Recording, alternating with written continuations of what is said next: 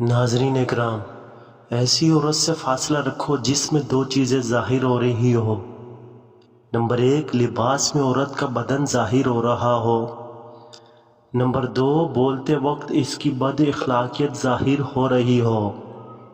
اور ناظرین، ہر اقوال کے پیچھے چھپی ایک انسپائریشنل سٹوری ہوتی ہے، جیسا کہ اس بات کے پیچھے بھی چھپی ایک انسپائریشنل سٹوری ہے۔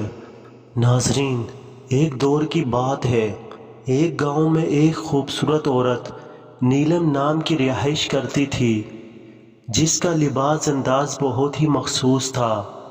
وہ اپنے گاؤں کی سب سے الگ عورت تھی۔ اس کے لباسوں میں اس کا بدن ظاہر ہوتا تھا، اور جب وہ بولتی تو اس کی بد اخلاقیت ظاہر ہوتی تھی۔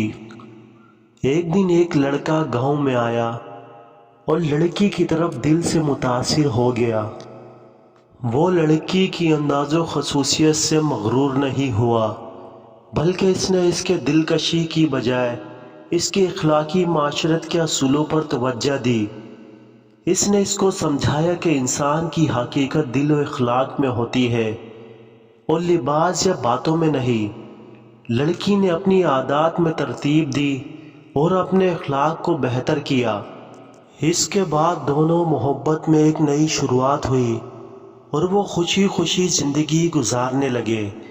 ان کی داستان ہمیں یہ سکھاتی ہے کہ حقیقی محبت اور رشتے اخلاقی اصولوں پر مبنی ہوتے ہیں، اور ہمیں لباس یا باتوں کی شانداری سے زیادہ دلکشی پر توجہ دینی چاہیے۔ ناظرین، اگر وہ لڑکی لڑکے کی بات پر توجہ نہ دیتی تو لڑکا اس سے دور رہتا